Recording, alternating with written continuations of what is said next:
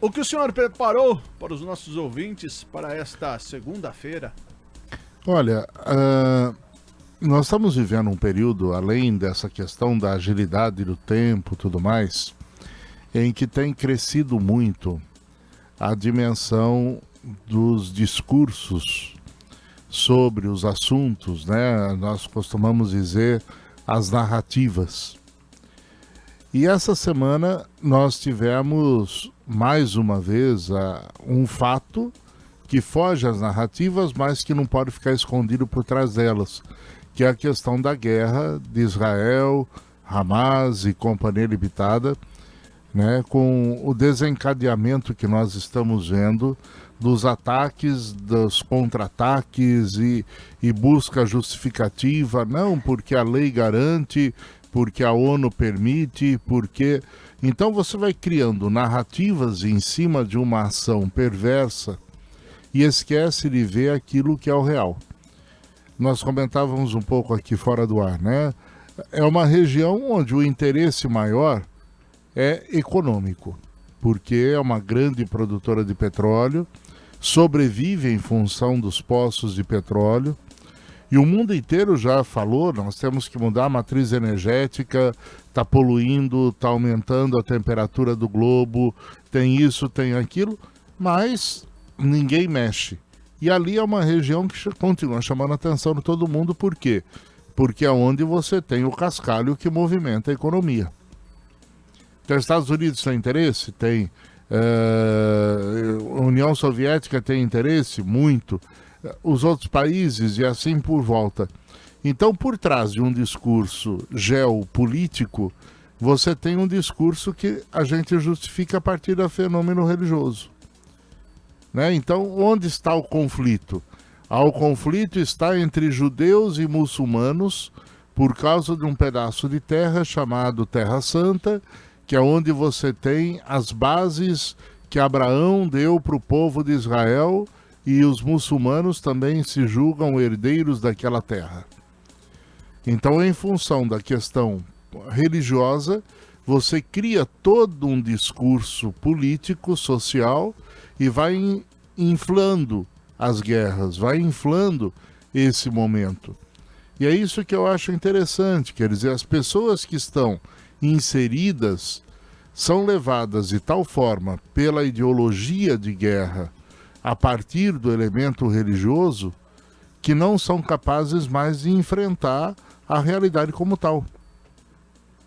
Então hoje nós chegamos a um ponto que quando você fala da guerra de Israel, muita gente vai chamar atenção para a questão histórica, para a questão primitiva, para a questão religiosa, não, porque o que está por trás é a Terra Santa, porque o que está por trás é a guerra entre judeus e muçulmanos, porque são culturas, é o árabe contra o judeu, e aí para frente. E a gente vai parando, vai pensar até quando nós vamos permitir que esse tipo de discurso acabe gerando essa situação. Ontem eu vi um comentário sobre Estados Unidos. O Biden está nas vésperas da eleição e como ele tem uma aliança muito grande com os evangélicos conservadores dos Estados Unidos, ele quer apoiar a guerra porque a questão de Israel está ligada a isso. Quer dizer, é interessante perceber, ninguém fala, está apoiando por causa do petróleo, está apoiando por causa da economia, está apoiando... Não, você usa a desculpa que é a religião, que é o fenômeno religioso. Então a gente precisa começar a tomar muito cuidado, porque nesse mundo e nesse tempo atual que nós estamos vivendo, onde nós temos toda esta questão, né, do formular teorias, do discurso, acima do que está acontecendo na realidade, isso vai nos levar a conflitos muito sérios. E é preciso que a gente perceba e sinta a necessidade de transformar tudo isso. Né? O homem precisa voltar a tomar consciência e deixar de lado aquilo que destrói a sua capacidade de enxergar o mundo. Marx, nas suas teorias, ele dizia que a ideologia é que iria exterminar a humanidade. Hoje nós não falamos mais a palavra ideologia, porque de certa forma a ideologia ficou associada a um discurso de esquerda. Mas nós estamos nos envolvendo nesta nova lógica do discurso, né? Então formamos teorias, não é ideologia, viu? Agora é teoria. Agora é narrativa de fatos, onde as narrativas são mais fortes do que os fatos, onde as narrativas são mais importantes do que os acontecimentos. E assim a gente vai se desviando. O grande conflito que nós estamos tendo no Brasil tem a ver com isso, as outras expectativas todas têm a ver com isso. Por quê? Você entra no discurso de narrativas e perde o horizonte daquilo que a sociedade poderia produzir. Inclusive, padre, só cortando um pouquinho o senhor, nosso ouvinte, acho que é o Marcos, ele mandou aqui. Bom dia, Tony, padre. Ele falou que a explicação de tudo isso, é claro, só lermos a Bíblia que iremos ver que a palavra diz que por se multiplicar a iniquidade, o amor de quase todos esfriariam e assim o tempo se abreviaria para todos os escolhidos perderem nessa imundície de mundo que vivemos hoje. Exatamente. É um pouco essa questão das teorias que vão sendo levantadas e você esquece de analisar a realidade. Então esse é um grande problema que hoje a gente está enfrentando. Pensar um pouco nisso, nesse começo de semana, metade de abril, e já estamos indo para o fim do mês. O padre, acho que deve mudar, né, tudo que a gente vê hoje, as guerras que aconteceram, né, lá atrás. Só se exterminar a população, o ser humano e começar do zero, né, padre? Porque eu não sei se... Olha, eu não sei, porque há um tempo atrás você fazia guerras por questões específicas.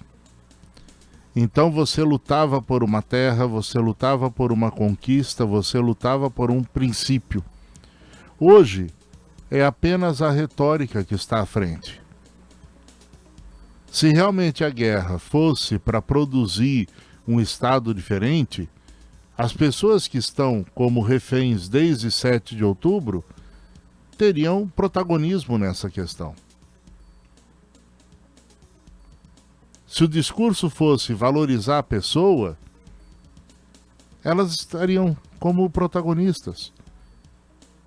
Mas não, você vê que há toda uma manipulação, né? Então você cria toda uma teoria em cima do problema e de repente você não tem. Quer dizer, hoje, concretamente, qual é a razão desta guerra?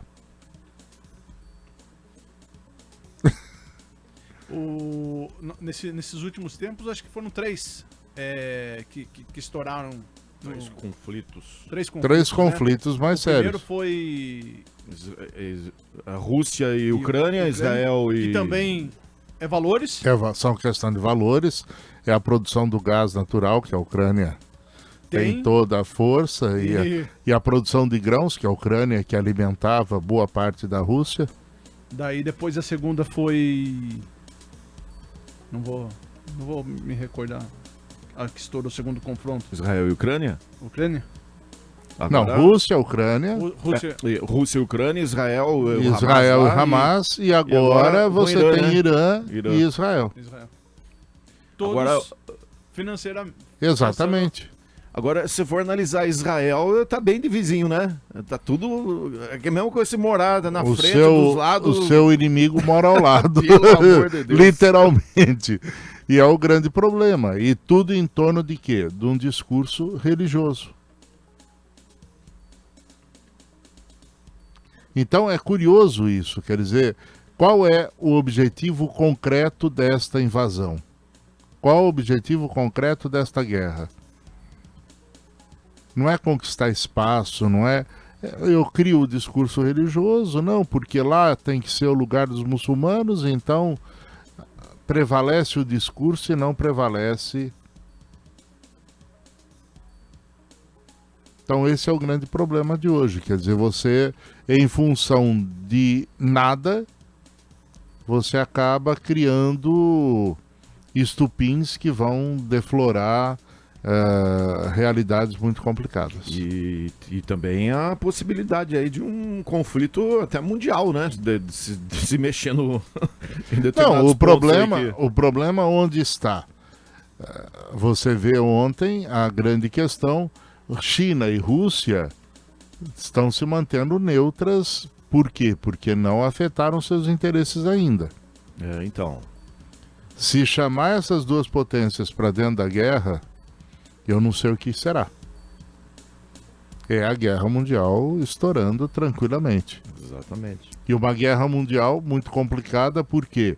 Porque hoje se sabe muito bem que as armas biológicas são muito fortes. Elas nucleares. estão escondidas aí há um bom tempo. As nucleares já são ultrapassadas. É verdade. Hoje é biológica, quer dizer, você projeta por aí os ensaios, né? Invisível. Os ensaios feitos, por exemplo, com o Covid, o vírus do Covid, é um vírus de laboratório. Você vê o que balançou o mundo todo, né? Foi só um... É um balão de ensaio de como vai ser uma futura guerra, quer dizer, você joga vírus, joga uma série de coisas na humanidade e você não vai nem perceber a humanidade se definhando em função de outros problemas e não necessariamente pegar uma bala e vir o soldado aqui te matar. Tanto é que esse ataque que foi programado foi um ataque à distância, né? A tecnologia... Com drones não pilotados. Não tripulados. Não tripulados. Que acho que mais de... Eu não vou saber dizer Eu não sei o número, mas eu sei que a distância foi a longa. distância é longa e as barreiras também, todas elas feitas com inteligência artificial que controlam o ambiente. Olha, vem vindo, então vamos rebater. Não precisa de nenhum homem mais estar ali para apertar um botãozinho para dizer vamos começar a guerra. Os computadores hoje olham para o alto e falam, vem vindo ataque, vem vindo ameaça, vamos defender. Padre, fechamos? É isso que assusta também, né? E muito. Parece coisa de ficção científica, né? Que Você imagina entrar um vírus de computador num sistema de guerra desse, o estrago que vai fazer para a humanidade. Não precisa nem dar arma biológica mais. Não. Padre, tá bom? Uma ótima semana. Um abraço, até a semana que vem. Se Deus quiser. Tá bom?